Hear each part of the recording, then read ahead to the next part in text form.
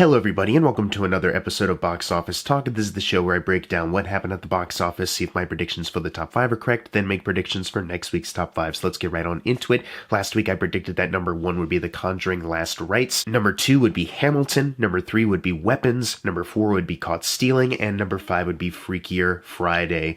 And I got so close, if only I didn't flip-flop the last two here. If you got your predictions right for this weekend, congratulations, here's your shout out right now. I only got 3 out of 5, and I'm just gonna have to live with that. Excuse the voice if it sounds a little nasally. Yeah, it's just that time of year where, you know, my nose gets a little wonky.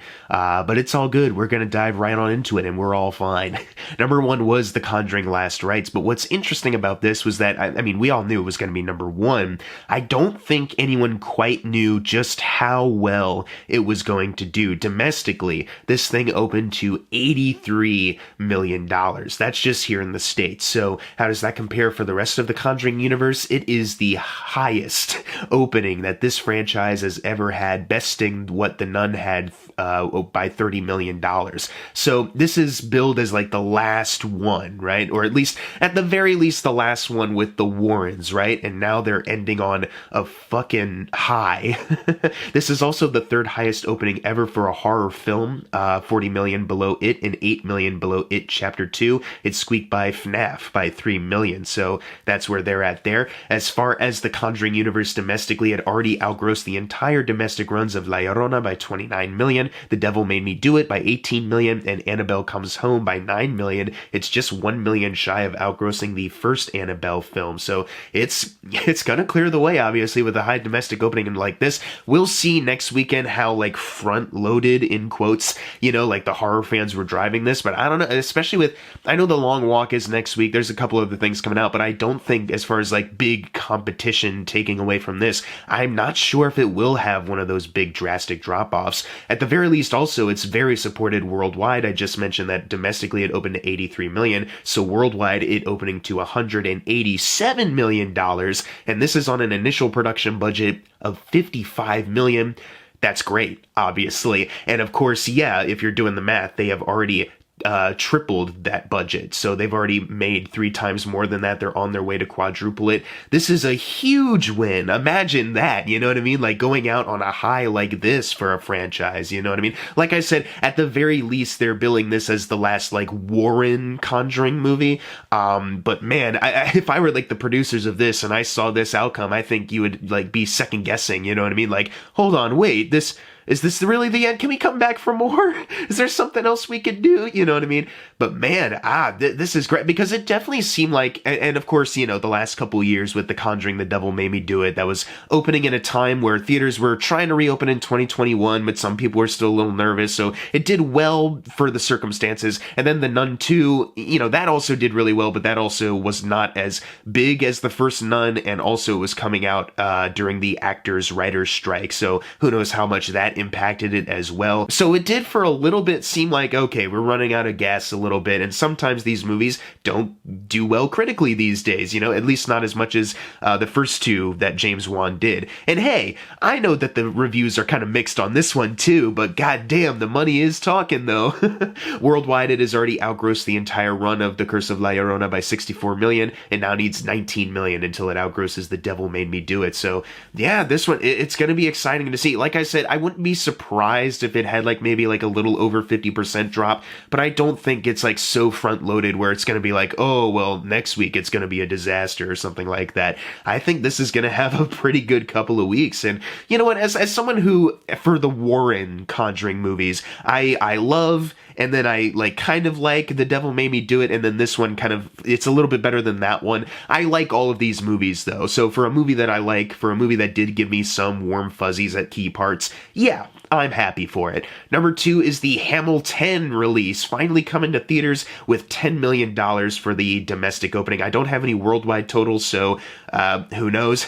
I did look on Wikipedia as far as like the pro shot like page, you know, the Wikipedia, not for the Broadway musical, the specific one for this, the pro shot. And it did say 12.5 million. Take that with a grain of salt though, obviously, because I don't know what goes into specifically like a pro shoot or like how much money they've already made back from that when they released it on Disney Plus like 5 years ago, or, you know, the fact that they probably made back that money with just any other shows that they've been having on Broadway, right? So, you know, 10 million, no worldwide total to bump it up. I think they're fine. You know what I mean? Like, it did get to number 2 like I had predicted. I do wonder if, you know, it never went to Disney Plus, if this was the official release of it, if it would have done better. And I think it would have, because, I mean, part of the reason why, you know, I decided not to see it was like, well, if I really wanted to watch it again, which right now, you know, I don't, like, specifically me, you know what I mean? Like, I'm not necessarily in the mood to do it, and if I did, I don't need to go to a theater, it's at home, you know what I mean? You know, trying to think a little consciously money-wise, especially when there's other movies that are not at home that I want to, like, you know, support in the theaters while I can. Either way, though, it's fine. It's all good, all things considered. It got to number 2. Number 3 is Weapons, making $5.3 million, adding to a domestic total of $143 million. Domestically, it did outgross Final Destination Bloodlines by $5 million. It is now sitting behind Sinners by $133. So like we were talking about, I don't think it'll have the momentum to get to there, but I mean, this and Sinners kind of having these great horror movie openings and then having these great weekend-to-weekend holds.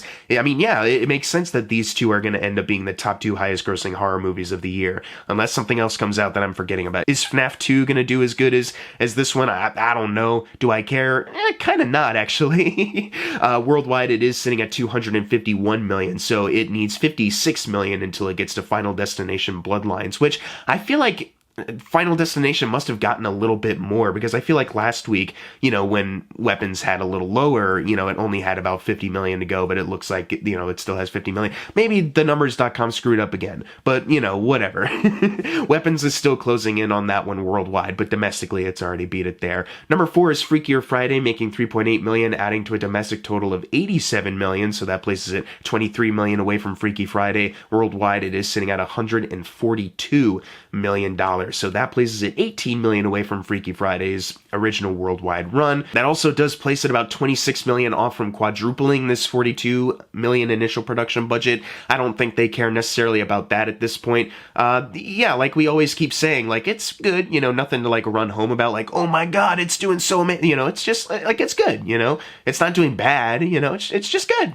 Number 5 is Caught Stealing, which maybe could do a little bit better since I do think it's a good movie, but whatever, that's besides the point. Making $3.2 million, adding to a domestic total of $14.9 million. For Darren Aronofsky, it did outgross The Fountain by $4 million. It's now sitting behind Mother and The Whale by $3 million. Worldwide, it is sitting at $24.3 million, so it did outgross The Fountain here by $9 million. It needs $20 million until it gets to Mother. Either way, though, it is still much shy of even crossing the initial production budget of $40 million, you know, let alone doubling it. So like I said, like, yeah, I do like this movie, so I wish it was doing better, but I mean, I guess I am a little surprised because I felt like they marketed it solidly. Like, I felt like I saw the trailer quite a few times in theaters. It seemed like fun and, like, you know, poppy enough for, like, a modern movie audience, and Austin Butler's kind of a rising name, you know, in the industry.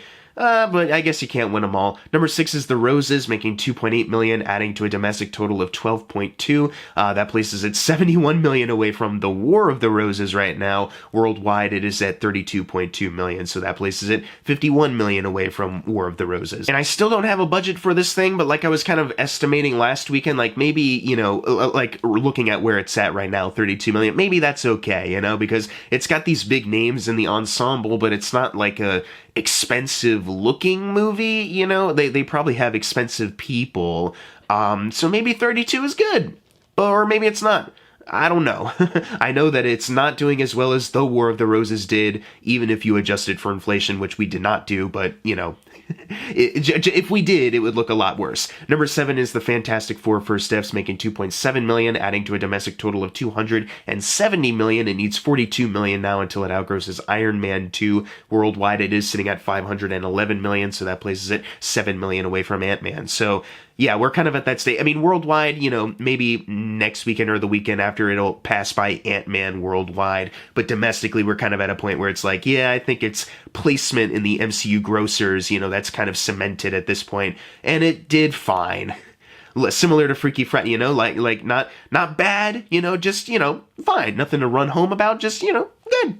Number 8 is The Bad Guys 2, making $2.45 million, adding to a domestic total of $77 million. Needs $20 million now until it outgrosses the original film. Worldwide, it is at $183 million. So, yeah, just, collecting more and more. Like we talked about last weekend, it kind of had a little bit of a boost worldwide. I think I even saw, like, it is releasing in some other places worldwide. Like, it is still, like, having a bit of a rollout, so that does explain why it does seem to be jumping up a bit more. But, the fact that it does need $20 million domestically and $67 million worldwide to outgross the original film, it still has some distance, so I think there is still a case to be made of, like, is this something that could keep going? Like, the Bad Guys franchise, is this something that could keep going? But I don't know, maybe if they keep pushing, like, the short film that they did recently, if they do more with that, try to keep it just in the, public eye, at least for, like, the young kids, maybe this could be something that grows. Maybe you could justify a third movie or something like that. I do really enjoy these movies, which is why, like, I'm, like, more specifically, like,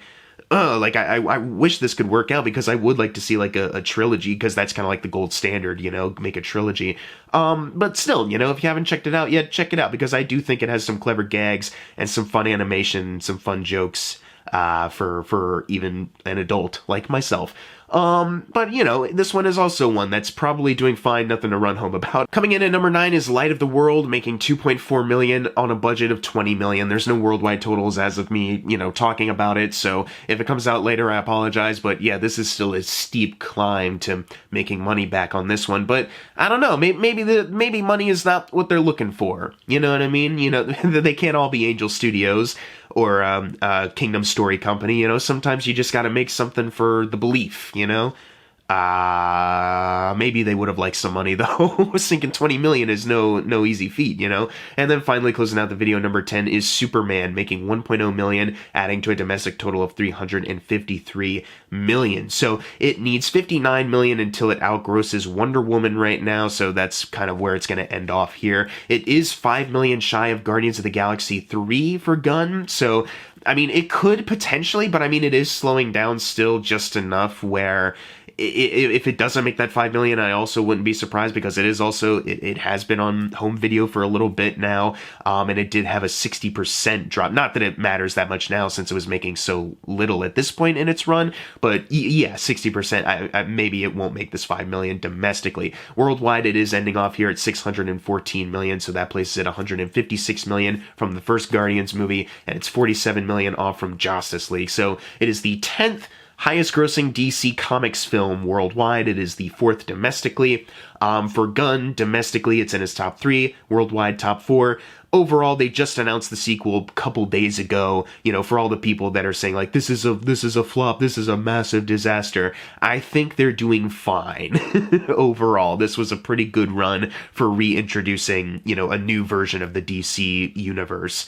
Now it's time for the fun part, the predictions for next week's top 5. Like I said, I think number 1 will be The Conjuring Last Rites. I don't think it will have that major of a drop-off. Number 2, I think, will be Demon Slayer Kimetsu no Yaiba, Infinity Castle. And then number 3, I think, will be The Long Walk. Number 4, Downton Abbey, the grand finale. And number 5, maybe a bit of a Hail Mary. Maybe Downton Abbey's a bit of a Hail Mary. It's slow enough. Anyways, number 5, I think, could be Spinal Tap 2, The End Continues. But what are your predictions for next week's top 5? Leave them in the comments below. And as always, thank you guys for watching. Make sure to subscribe. I'm Jackson Fulcher. See you guys next time.